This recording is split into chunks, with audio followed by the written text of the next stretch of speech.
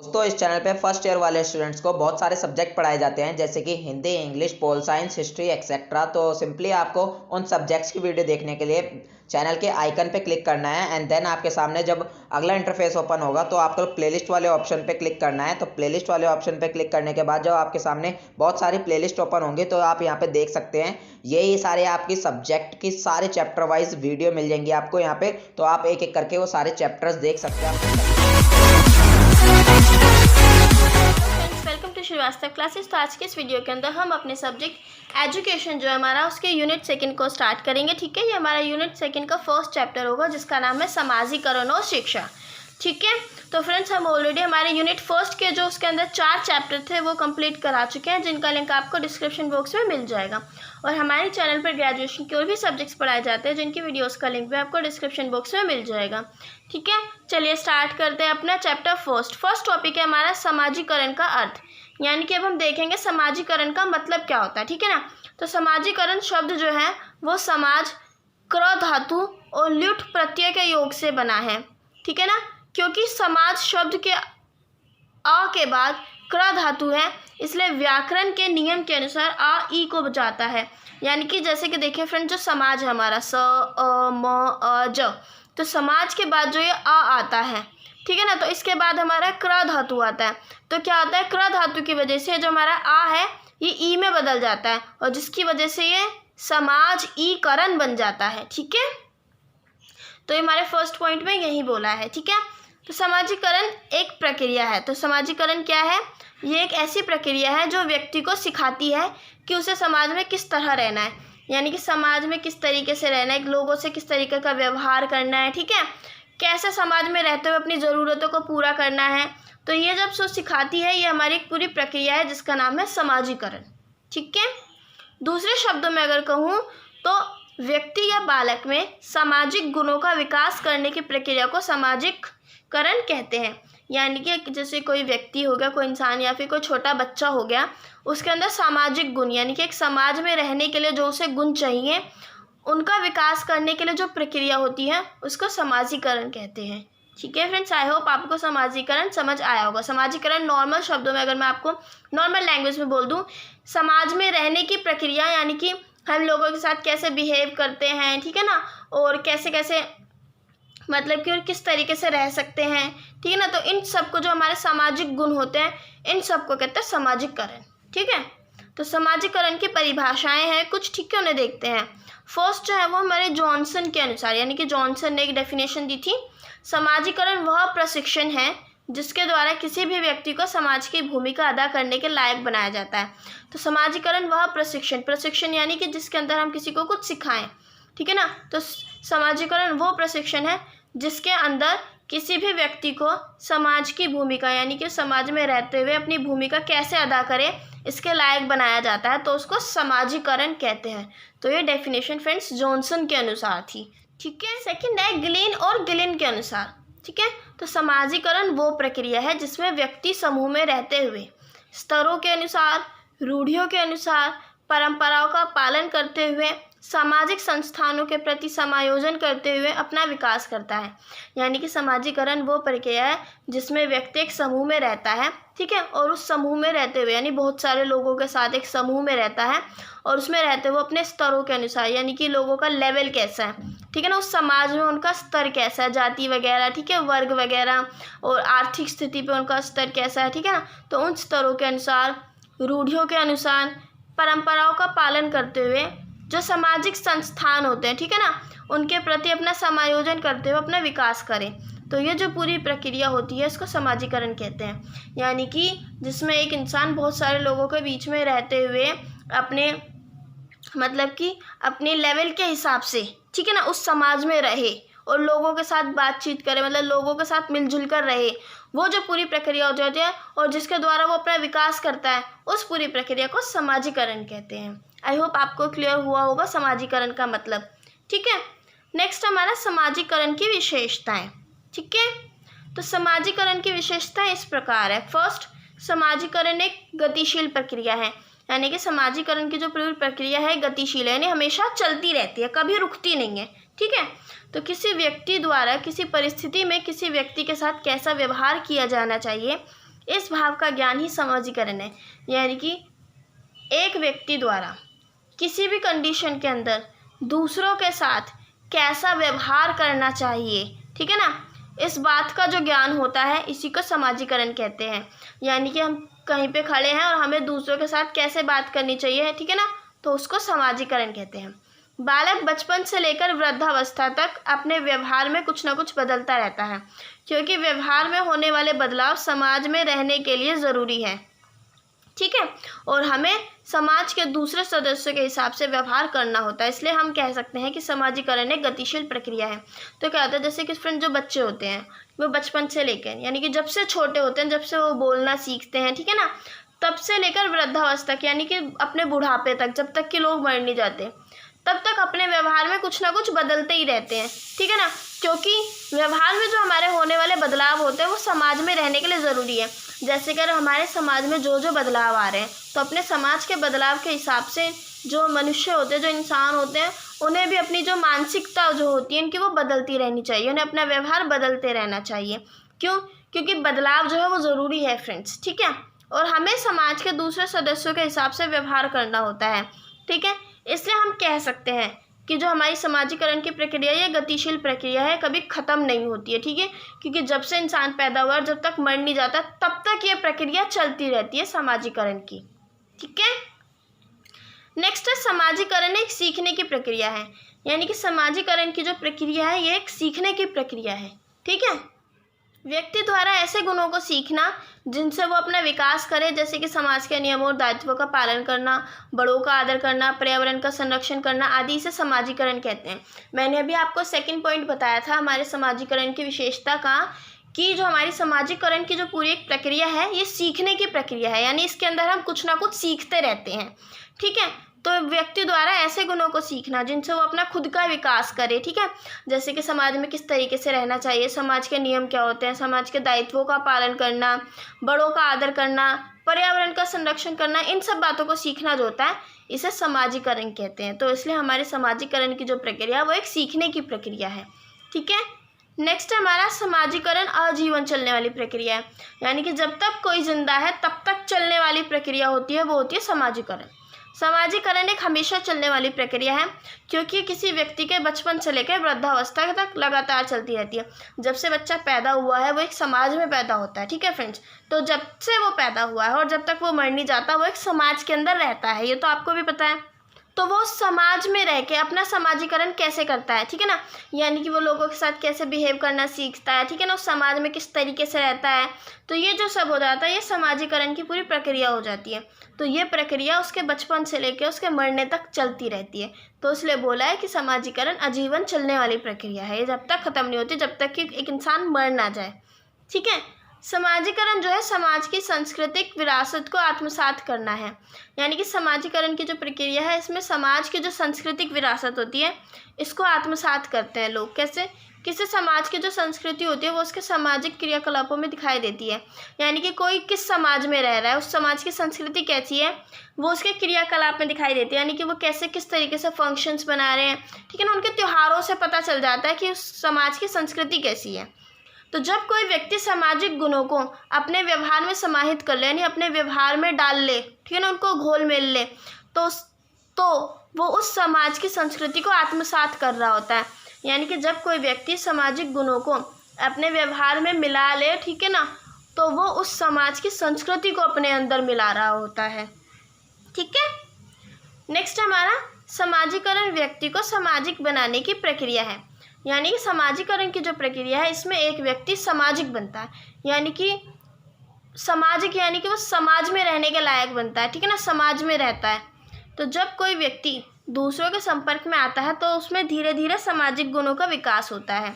यानी कि एक व्यक्ति जो है अगर वो दूसरों से बातचीत कर रहा है तो उन्हें देख देख कर समाज किस तरीके से, मतलब दूसरे लोग कैसे बिहेव करते हैं तो वो भी सीखता है। तो उसके जरिए क्या होता है, वो अपने अंदर धीरे धीरे सामाजिक गुणों का विकास करता है। सामाजिक गुणों को अपने व्यवहार में उतारने के बाद व्यक्ति जैविक से सामाजिक प्राणी में परिवर्तित हो जाता है। यानी कि जब वो जो सारे सामाजिक गुण होते हैं, यानी कि वो सामाजिक गुण जो कि उसे समाज में रहने के लिए आने चाहिए, पता होने चाहिए, ठीक है ना, तो जब वो उन सारे सामाजिक गुणों को अपने व्यवहार में उतार लेता है तो उसके बाद वो जो पूरा एक व्यक्ति होता है, वो जो इंसान होता है, वो जैविक से सामाजिक प्राणी बन जाता है। ठीक है।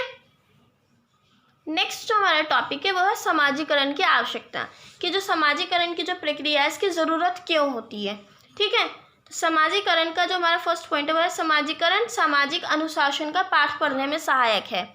यानी कि समाजीकरण की जो प्रक्रिया है वो सामाजिक अनुशासन यानी कि समाज में जो अनुशासन होते हैं उनका पाठ पढ़ने में सहायक है, उनका पाठ पढ़ने में मदद करता है।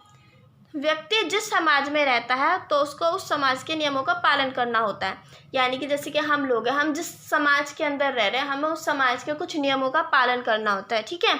तो समाजीकरण जो है व्यक्ति को नियमों का पालन कर अनुशासित बनने के लिए प्रेरित करता है। ठीक है ना। तो समाजीकरण की प्रक्रिया के जरिए क्या होता है, व्यक्ति उन नियमों का पालन करता है और वो अनुशासित बनता है। ठीक है ना। तो साथ ही समाजीकरण व्यक्ति को ये जानने में भी सहायता करता है कि उसे क्या करना चाहिए और किन कार्यों को नहीं करना चाहिए। ठीक है फ्रेंड्स।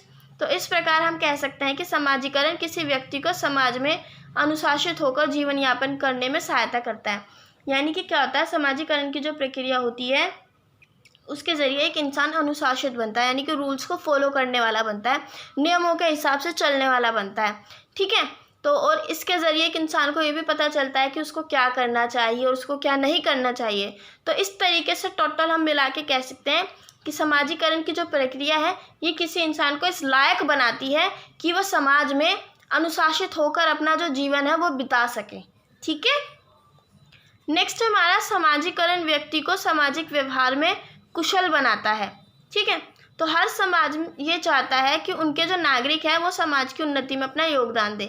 यानी कि हर समाज के जो लोग होते हैं वो ये चाहते हैं कि हर एक नागरिक समाज का वो अपनी समाज की उन्नति में कुछ ना कुछ योगदान दे, जिससे उनका समाज जो है वो उन्नति करे। ठीक है। समाजीकरण व्यक्ति में ये भावना उत्पन्न करता है कि वो अपने दायित्वों को न केवल अच्छे से समझे बल्कि उन दायित्वों का कुशलतापूर्वक निर्वहन भी करे। तो समाजीकरण की जो प्रक्रिया होती है ये व्यक्ति में ये भावना उत्पन्न करती है। ठीक है ना। मतलब ऐसी भावना पैदा करती है जिससे कि इनको ये लगे कि उन्हें न केवल अपने दायित्वों को अच्छे से समझना है बल्कि उन दायित्वों को अच्छे से पूरा भी करना है। ठीक है। जिसकी मदद से क्या होता है, समाजीकरण व्यक्ति को एक सामाजिक व्यवहार में कुशल बना देती है। ठीक है। नेक्स्ट जो हमारा पॉइंट है वो है समाजीकरण व्यक्ति को अपने सामाजिक दायित्वों का बोध कराता है। यानी कि समाजीकरण के जरिए एक व्यक्ति अपने सामाजिक दायित्वों का पता लगाता है। ठीक है। समाजीकरण की प्रक्रिया द्वारा व्यक्ति अपने सभी दायित्वों को न केवल जानता है बल्कि इनकी पूर्ति के लिए अपने ओर से प्रयास भी करता है। तो अभी हमने देखा था कि समाजीकरण की प्रक्रिया के द्वारा एक व्यक्ति जो होता है वो अपने सामाजिक गुणों का उनको जानता है, उनका बारे में पता लगाता है, बोध करता है। ठीक है ना। तो समाजीकरण की जो प्रक्रिया उसके जरिए वो अपने दायित्वों को जानता ही नहीं है बल्कि इनको पूरा करने के लिए अपनी तरफ से पूरी कोशिश भी करता है। ठीक है। तो नेक्स्ट जो हमारा टॉपिक है फ्रेंड्स वो है समाजीकरण के कारक। ठीक है ना। तो इसमें हम देखेंगे कि समाजीकरण की जो प्रक्रिया है वो किन किन कारण से होती है। ठीक है। तो फर्स्ट है माता पिता की भूमिका, यानी अगर किसी के अंदर समाजीकरण करना है तो माता पिता की क्या भूमिका होगी उसमें। तो किसी बालक का समाजीकरण किस सीमा तक होगा ये काफ़ी हद तक माता पिता की भूमिका पर निर्भर करता है। यानी कि कोई बालक, कोई बच्चा किस हद तक अपने उसका समाजीकरण होगा ये बात उसके माता पिता पर निर्भर करती है। ठीक है। माता ही सबसे पहले शिक्षिका होती है, क्योंकि फ्रेंड्स जो बच्चे होते हैं वो सबसे पहले तो अपनी मदर के साथ ही इंटरेक्ट करते हैं।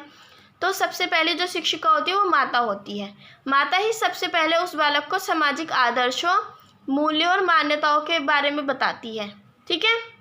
और फिर बालक को इन्हें अपने व्यवहार में उतारने को भी कहती है। इनको ऐसे मतलब अच्छी अच्छी बातें सिखाती हैं। मम्मी जो होती है वो अच्छी अच्छी बातें सिखाती है कि तुम्हें ऐसे करना चाहिए, ऐसे नहीं करना चाहिए। ठीक है ना। फिर उन्हें ये भी कहते हैं कि हाँ तुम इन सब चीज़ों को सीखो। ठीक है। फिर जो पिता होते हैं वो इस बात को पक्का करते हैं कि जो बच्चे होते हैं वो उन आदर्शों का पालन पूरी सच्चाई से करें, यानी अच्छे से करें। ठीक है। इसलिए किसी भी व्यक्ति के समाजीकरण में माता पिता की जो भूमिका होती है वो बहुत ज़्यादा महत्वपूर्ण होती है। ठीक है। नेक्स्ट है हमारा परिवार। ठीक है। तो परिवार ही वो जगह है जहाँ सबसे पहले बालक समाजीकरण का पाठ पढ़ता है। तो यही वो जगह है जहाँ वो सीखता है कि कैसे दूसरों के साथ प्रेम भाव से रहा जाता है, और परिवार ही सामाजिक गुणों के विकास के लिए बालक की प्रथम पाठशाला है। यानी कि परिवार जो है फ्रेंड्स वो ऐसी जगह है जहाँ पे सबसे पहले बच्चा ये सीखता है कि उसे दूसरों के साथ किस तरीके से बिहेव करना चाहिए, दूसरों के साथ प्यार से कैसे रहना चाहिए, ठीक है ना। और परिवार ही सामाजिक गुणों के विकास के लिए यानी बच्चे को सामाजिक गुण सिखाने के लिए सबसे पहले पाठशाला होती है, ठीक है। यहीं से बच्चा सीखता है कि उसको अपने समाज में कैसे रहना है, ठीक है। उसके समाजीकरण की जो प्रक्रिया है वो परिवार से शुरू होती है। नेक्स्ट हमारा राज्य की भूमिका, यानी अगर किसी का समाजीकरण करना है तो उसमें राज्य की क्या भूमिका होती है। तो बालक के समाजीकरण की जो प्रक्रिया होती है उसमें राज्य का भी काफ़ी महत्वपूर्ण स्थान होता है, क्योंकि राज्य ही वो संस्थान है। संस्थान जैसे कि फ्रेंड्स स्कूल वगैरह कॉलेज इन सबको संस्थान कहते हैं। तो एक तरीके से राज्य को यहाँ संस्थान के तौर पर बताया है, जो बालक में अपनी संस्कृति के हस्तांतरण की अपेक्षा रखता है। हस्तांतरण यानी कि ट्रांसफ़र, यानी कि अपनी संस्कृति को बालक में ट्रांसफ़र करना जो है वो राज्य का काम होता है, ठीक है। ये ज़रूरी है कि समाज जो है वो भावी पीढ़ी के लिए उच्च आदर्श और मूल्य का निर्धारण करे, तभी भावी पीढ़ी उन आदर्शों का पालन करने के लिए प्रेरित होगी। यानी कि ये बहुत ज़रूरी है कि समाज जो है वो अपने आने वाली पीढ़ी के लिए अच्छे अच्छे आदर्श और मूल्य का निर्धारण करें, यानी कि ये बताएं उन्हें कि ये जो मूल्य हैं, ये जो आदर्श हैं, ये अच्छे हैं, तभी क्या होगी, भावी पीढ़ी जो है उन आदर्शों का पालन करने के लिए प्रेरित होगी, ठीक है फ्रेंड्स। नेक्स्ट हमारा समाजीकरण की संस्थाएं। संस्थाएं मैंने अभी बात को बताया जहाँ पे कोई कुछ सीखे, ठीक है ना, जैसे कि स्कूल कॉलेज वगैरह, ठीक है। तो उसमें बालक के समाजीकरण में योगदान देने वाली प्रमुख संस्थाएं हैं। तो वो संस्थाएं जो वो इस प्रकार है। पहला है घर, परिवार, विद्यालय, समुदाय, मीडिया, ठीक है। तो सबसे पहले अब हम घर को देखेंगे। तो बालक के समाजीकरण में उसके घर की भूमिका देखेंगे। अब हम समाजीकरण एक ऐसी प्रक्रिया है जिसमें कोई व्यक्ति उस समाज की संस्कृति, परंपराओं, विश्वासों, मान्यताओं और रीति रिवाजों को आत्मसात करता है। यानी कि समाजीकरण की जो प्रक्रिया है वो एक ऐसी प्रक्रिया है जिसमें कोई भी व्यक्ति जिस समाज में रहता है उस समाज की संस्कृति को, परंपराओं को, उसके विश्वासों को, मान्यताओं को, रीति रिवाजों को अपने अंदर बसा लेता है, उन्हें अपना लेता है, ठीक है। ये प्रक्रिया जो है वो बालक के घर से ही प्रारंभ हो जाती है, ठीक है। इसलिए बालक के घर को समाजीकरण की सर्वप्रथम पाठशाला कहा जाता है। इसलिए जो है बच्चों का जो घर होता है उसको सबसे पहले पाठशाला कहा जाता है। समाजीकरण की प्रक्रिया खुद नहीं होती, यानी कि समाजीकरण की जो प्रक्रिया फ्रेंड्स वो खुद नहीं होती, उसे करना पड़ता है। तो इसमें घर के जो हर सदस्य होते हैं उसको अपना योगदान देना होता है। इसलिए ज़रूरी है कि घर का वातावरण सकारात्मक होना चाहिए, तभी उस वातावरण में रहकर बालक के समाजीकरण की प्रक्रिया प्रभावी तरीके से होगी। यानी कि क्या है फ्रेंड्स, समाजीकरण की जो प्रक्रिया उसको करने के लिए यानी बच्चों को ये सिखाने के लिए कि उनकी परंपराएं कैसी हैं, उनकी संस्कृति को बच्चों को सिखाने के लिए, अच्छी अच्छी बातें सिखाने के लिए कि उन्हें समाज में दूसरों के साथ किस तरीके से रहना चाहिए, कैसे क्या करना चाहिए, तो ये सब सिखाने के लिए जो पहली पाठशाला होती है वो घर होती है। घर से ही सब सीखना शुरू करते हैं। क्यों? क्योंकि स्कूल जाने से पहले बच्चा अपने घर में रहता है, 3-4 साल तक वो घर में रहता है, ठीक है ना। तो उस समय के अंतराल में उस बच्चे को काफ़ी हद तक छोटी छोटी बातें समझा दी जाती हैं, ठीक है। तो इसमें क्या होता है, हर सदस्य का अपना अपना रोल होता है। तो ये ज़रूरी है कि जो घर का वातावरण हो वो सकारात्मक हो, इस तरीके से हो कि बच्चा जो है उस वातावरण में रहकर समाजीकरण की जो प्रक्रिया उसको बहुत अच्छे से सीख सके, ठीक है। नेक्स्ट है बालक के समाजीकरण में परिवार की भूमिका, ठीक है। तो परिवार ही वो जगह है जहाँ बालक सामाजिक गुण जैसे कि सद्भाव, ठीक है ना, सहयोग, त्याग, शांति, इन सब का ज्ञान प्राप्त करता है, ठीक है। साथ ही उन गुणों को अपने व्यवहार में उतारता है। तो परिवार ऐसी जगह है जहाँ पे बच्चे ऐसी जो भावनाएं होती हैं इनको सीखता है और अपने गुणों में यानी अपने व्यवहार के अंदर भी उतारता है। इसलिए परिवार के हर सदस्य को बालक के आगे हमेशा अच्छा व्यवहार करना चाहिए। क्यों?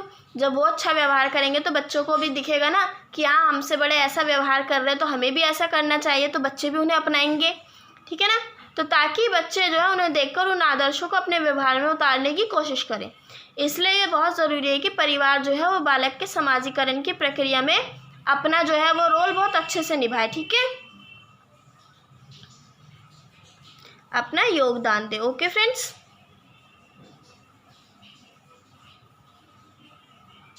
नेक्स्ट है हमारा बालक के समाजीकरण में विद्यालय की भूमिका। अब हम स्कूल की भूमिका देखने वाले हैं। तो विद्यालय में बालक के सामाजिक गुण जो होते हैं ठीक है ना। इनके विकास की जो जिम्मेदारी होती है वो पूरे तरीके से टीचर को दे दी जाती है। जो शिक्षक होते हैं वो ही आने वाली पीढ़ी यानी भावी पीढ़ी में सामाजिक गुण, संस्कृति और विश्वासों का हस्तांतरण करते हैं, यानी कि ट्रांसफर करते हैं, एक पीढ़ी से दूसरी पीढ़ी में भेजना। ठीक है, जो टीचर्स होते हैं वही सिखाते हैं आने वाली पीढ़ी को सामाजिक गुण, संस्कृति और विश्वास। इसलिए जो है शिक्षक को राष्ट्र या फिर समाज का निर्माता भी कहा जाता है।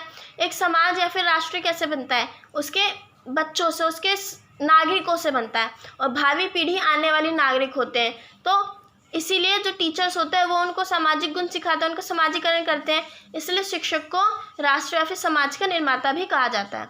विद्यालय में जो बालक होते हैं वो सामाजिक गुणों को सीखता है। जॉन डीवी का कहना है कि विद्यालय समाज का लघु रूप है, यानी कि स्कूल जो होता है वो एक तरीके से समाज का छोटा सा रूप है। ठीक है, विद्यालय में शिक्षक बालकों के समाजीकरण में निम्नलिखित रूप से अपना योगदान देते हैं। कैसे?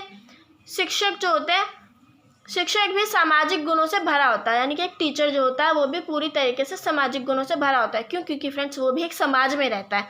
ठीक है, और वो उन सब गुणों को सीख चुका है।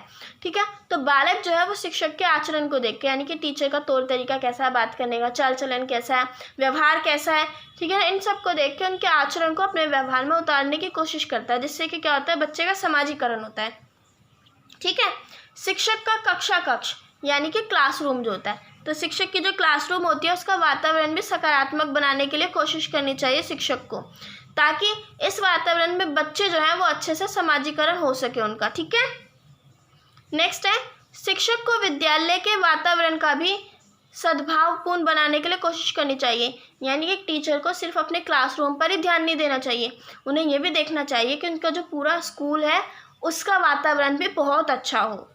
क्योंकि जो बच्चे होते हैं वो केवल अपनी कक्षा में ही सामाजिक गुणों को नहीं सीखते, बल्कि कक्षा के बाहर भी अपने दोस्तों के सामाजिक गुणों को आत्मसात करते होता है ना। जैसे कि हमारी कोई अभी क्लास, हमारी अभी कोई छुट्टी है तो होता है ना, बच्चे निकल कर जाते हैं अपनी फ्रेंड्स वगैरह से मिलने दूसरी क्लासेस में। ठीक है ना, तो इससे भी क्या होता है, बच्चे अपने जो दूसरे दोस्त होते हैं उनके सामाजिक गुणों को भी अपने अंदर लेते हैं, अपने आत्मसात करते हैं। तो इसलिए टीचर को अपने स्कूल का वातावरण भी इस तरीके से बनाना चाहिए कि एक बच्चा अगर दूसरे से कुछ ले रहा है, कुछ अच्छी बात सीखे, ना कि बुरी बात सीखे। ठीक है, एक शिक्षक जब बालक के समाजीकरण की प्रक्रिया में अपना योगदान देता है तो उसे अपने राष्ट्र द्वारा दिए गए दायित्व का भी पता होना चाहिए। यानी कि जब कोई टीचर किसी बच्चे की समाजीकरण की प्रक्रिया में अपना योगदान दे रहा हो, ठीक है ना, तो उसे हमेशा अपने देश के लिए, जो उसके देश के द्वारा जो उसके दायित्व होते हैं उनका पता होना चाहिए। ठीक है, तो उसको अपने दायित्व का पता क्यों होना चाहिए? उनको अपने दायित्व का पता होगा तो वो अपने उन दायित्वों को पूरा करेंगे, जिससे कि बच्चों उन्हें देखेंगे और बच्चों की जो सामाजिकरण की प्रक्रिया होगी वो अपने आप बढ़ेगी। ठीक है, और बच्चों का विकास होगा, क्योंकि जब वो अपने टीचर्स को देखेंगे कि उनके टीचर्स अपने काम के साथ साथ अपने देश के प्रति, जो उनके देश के द्वारा जो उन्हें दायित्व दिए गए हैं वो उनका कैसे पालन कर रहे हैं, तो बच्चे उनसे मोटिवेट होंगे। ठीक है, तो नेक्स्ट हमारा फोर्थ जो है बालक के समाजीकरण में समुदाय की भूमिका, यानी जो पूरा समुदाय होती है उसकी क्या भूमिका होती है। विद्यालय के बाद बालक सबसे ज़्यादा सामाजिक गुण जो होते हैं वो समुदाय से सीखता है। समुदाय का मतलब होता है वो जगह जहाँ सब मिलजुल कर प्रेम भाव से एक साथ एक दूसरे की उन्नति के लिए कोशिश करते हैं और एक साथ मिलजुल कर रहते हैं। ठीक है ना, यानी कि समुदाय वो जगह होते हैं जहाँ सब मिलजुल कर प्रेम भाव से रहते हैं और एक दूसरे की उन्नति के लिए यानी प्रोग्रेस के लिए प्रयत्नशील होते हैं, यानी कि कोशिश करते रहते हैं। ठीक है, मैकावर के अनुसार समुदाय क्या होता है, तो उन्होंने बोला जब भी छोटे या बड़े समूह के सदस्य एक दूसरे के साथ मिलकर रहते हैं और बिना किसी स्वार्थ की पूर्ति के, यानी कि एक दूसरे से उनका कोई मतलब नहीं होता, फालतू का मतलब ही नहीं होते, वो एक दूसरे के लिए केवल सामान्य जीवन दशाओं में ही रहते हैं, तो उसे हम समुदाय कहते हैं। ठीक है, यानी कि जब लोग एक दूसरे के साथ मिलजुल कर रहते हैं, एक दूसरे के साथ स्वार्थी नहीं होते, यानी कि मतलबी नहीं होते, मतलबीपना नहीं दिखाते, नॉर्मली अपना जीवन बिताते हैं, तो इसको हम समुदाय कह देते हैं। ठीक है, समुदाय बालक के समाजीकरण की प्रक्रिया में काफ़ी महत्वपूर्ण योगदान देता है। समुदाय जो होता है वो एक बच्चे की समाजीकरण की प्रक्रिया में बहुत महत्वपूर्ण होता है। समुदाय जो होता है वो ही बालक के समाजीकरण के लिए एक अच्छा वातावरण प्रदान करता है, क्योंकि समुदाय का वातावरण जो होता है वो प्रेम भाव, शांतिपूर्ण, प्रगतिशील, सद्भावपूर्ण और सामंजस्यपूर्ण होता है। यानी कि एक समुदाय जो होता है वो उसको ऐसा वातावरण देता है किसी भी बच्चे को, जिससे कि उसका जो समाजीकरण की जो पूरी प्रक्रिया है वो बहुत अच्छे से हो सके। ठीक है, प्रेम वाले, मतलब अच्छे वातावरण में जहाँ पर प्यार भरा हो, शांति हो, प्रगतिशील हो रहा हो, ठीक है ना, ऐसे वातावरण में। नेक्स्ट हमारा बालक के समाजीकरण में मीडिया की भूमिका। ठीक है, तो मीडिया का बालक के समाजीकरण में प्रत्यक्ष और अप्रत्यक्ष रूप से बालक के विकास में काफ़ी गहरा प्रभाव पड़ता है। यानी कि मीडिया हो जो होती है उसका किसी भी बच्चे के समाजीकरण में डायरेक्ट और इनडायरेक्ट तरीके से जो होता है वो बालक के विकास में काफ़ी प्रभाव डालता है, क्योंकि बालक उन समाचार पत्र पत्रिकाओं को पढ़ता है और देखता है जिससे कि उसे ये ज्ञान होता है कि वर्तमान में समाज किस प्रकार की संस्कृति और परंपराओं का पालन कर रहा है। होता है ना फ्रेंड्स, जैसे कि न्यूज़पेपर्स होते हैं, मैगजीन्स वगैरह, ठीक है ना। मीडिया में क्या क्या आता है, मीडिया में न्यूज़पेपर, मैगजीन्स, हमारे टीवी न्यूज़ चैनल्स वगैरह, हमारी सोशल साइट वगैरह, ये सब मीडिया में आते हैं। तो एक बच्चा ऐसा तो है नहीं कि वो इन मीडिया से बिल्कुल ही दूर रहेगा, नहीं, वो मीडिया के टच में तो आएगा ना। तो जब वो इन सब चीज़ों को देखेगा जैसे कि समाचार पत्र पत्रिका, तो उनसे वो क्या करता है, उनसे वो ये ज्ञान लेता है कि हमारा जो आज का टाइम चल रहा है इस पर किस चीज़ का चलन चल रहा है, यानी कि लोग किस तरीके की संस्कृति और परंपराओं का पालन कर रहे हैं, जिससे कि क्या होता है फिर वो बच्चा भी उन्हें फॉलो करने की कोशिश करता है। ठीक है, तो परंपराओं का अनुसरण कर रहा है और फिर बालक भी जो होता है वो उन्हीं संस्कृति और परंपराओं को आत्मसात करने का प्रयास करता है, यानी कि अपने अंदर ढालने की कोशिश करता है उन्हीं संस्कृति और परंपराओं को जिनको वो अपनी मीडिया में, न्यूज़पेपर वगैरह में देखता है। ठीक है, इसलिए एक सभ्य समाज के निर्माण में मीडिया की भी बहुत अहम भूमिका होती है। इसलिए क्या होता है कि जो हमारी मीडिया होता है उसको हमेशा अच्छी अच्छी चीज़ें दिखानी चाहिए, उसको अपना जो दायित्व होता है वो बहुत निष्ठापूर्ण, मतलब निष्ठा के साथ पूरा करना चाहिए। ठीक है, क्योंकि फ्रेंड्स जो हमारी पीढ़ी होती है, जो हमारी भावी पीढ़ी होती है, या फिर जो हमारे छोटे छोटे बच्चे होते हैं, ठीक है ना, जिनको अभी इतनी नॉलेज नहीं है, जिनके समाजीकरण की प्रक्रिया अभी चल ही रही है, ठीक है ना, तो जब इस शुरुआती तरीके से सीख रहे हैं तो उन लोगों पर इनका गलत असर नहीं पड़ना चाहिए। तो मीडिया को ये हमेशा ध्यान रखना चाहिए। ठीक है, तो फ्रेंड्स ये जो हमारा चैप्टर था ये कंप्लीट हो गया है इसी वीडियो के अंदर। आई होप आपको क्लियर हुआ होगा। अगर आपको इससे रिलेटेड कोई भी डाउट है तो आप प्लीज़ मुझे ज़रूर बताइएगा। ठीक है, मैं आपका डाउट क्लियर करने की पूरी कोशिश करूँगी। तो फ्रेंड्स आप हमें हमारी सोशल साइट जैसे कि फेसबुक, इंस्टाग्राम पर भी कांटेक्ट कर सकते हैं, जिसका लिंक आपको डिस्क्रिप्शन बॉक्स में मिल जाएगा। और हमारा भी टेलीग्राम पे एक ग्रुप है जिसके अंदर अगर हमारी किसी भी सब्जेक्ट से रिलेटेड वीडियो आती है या फिर अगर कोई भी सोल से रिलेटेड इन्फॉर्मेशन आते हैं तो वहाँ पे आपको सबसे पहले इन्फॉर्म कर दिया जाएगा। ठीक है, उसका लिंक भी आपको डिस्क्रिप्शन बॉक्स में मिल जाएगा। Thanks for watching. जय हिंद, जय भारत। पसंद आए तो लाइक कीजिए, सब्सक्राइब कीजिए एंड शेयर तो ज़रूर कीजिए।